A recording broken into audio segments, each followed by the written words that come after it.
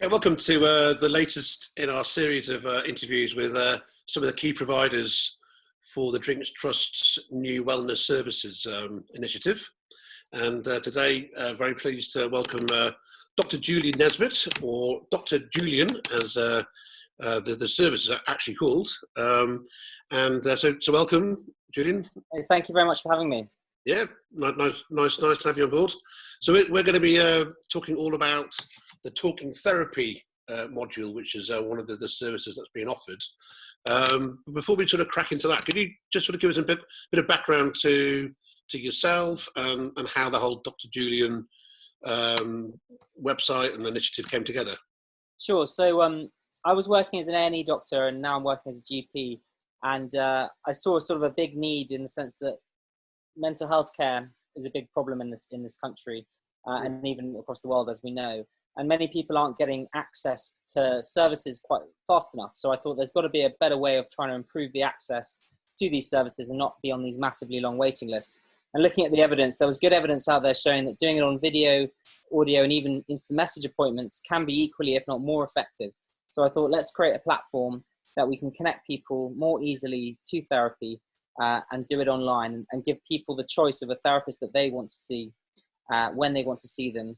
And have it from the comfort of their own home. So that's what we've sort of created is a platform that gives that choice and means that you can onboard therapists even across the world, therefore giving times available 24/7 for therapy, because you can all put it on a much more efficient platform, if that makes sense.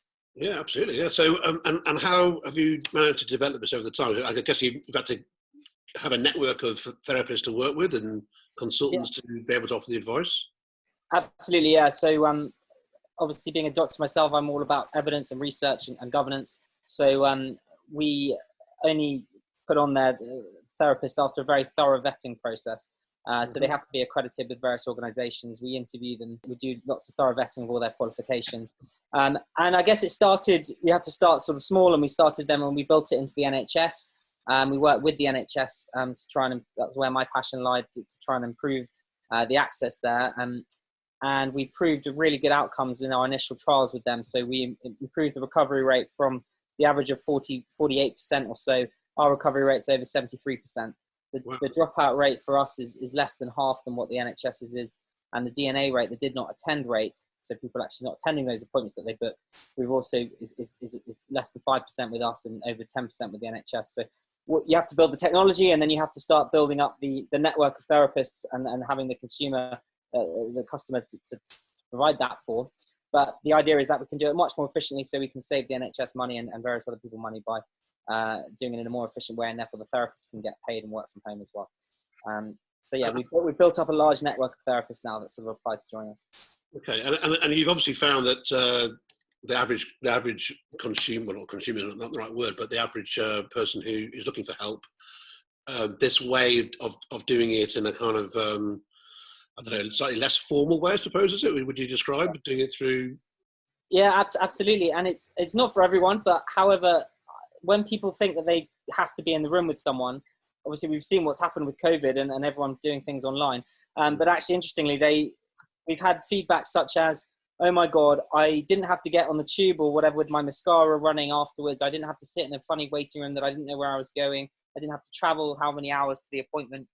I was able to sit on my sofa with my cup of tea and my favorite mug and my dog on my lap, that you could just really open up a lot more.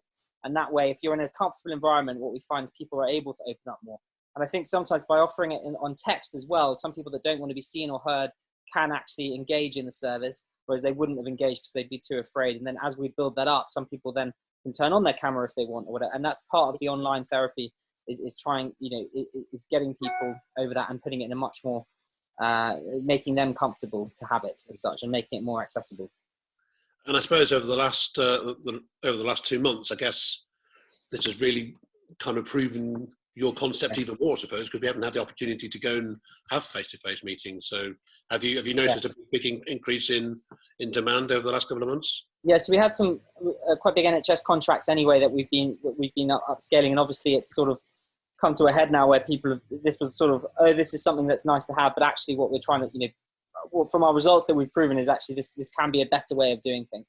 And we're not trying to replace the face-to-face service, because some people still want that. And I think it's about patient choice. But I think for the vast majority of people, what we've found is this actually is a really viable option. I mean, as a doctor myself, sometimes, I mean, I've been doing everything on the phone and video as a GP, but I think even then, sometimes I need to examine the patient. But with mental health, because it's all talking, you know, there isn't an examination element, which makes it even more suitable for an online service as such. Okay. So just to talk us through the practicalities of it then, if you want to sign up to one of the services the Drinks Trust is offering, yes, what would you do? What's the so you get access to our network of therapists, and we're constantly building that up. So we've got over 100 therapists at the moment, and that is constantly increasing. The way it would work is you will contact the Drinks Trust and say, I'd like to have some therapy, and the Drinks Trust will then add you to the portal. You then get an automated email with a link of how to log in. You click that link. You then create a password. You can resend the link if you want. If you've got your password, you can get it to resend. And once you've created your password, you then log in with the email address as your username and the password that you've created.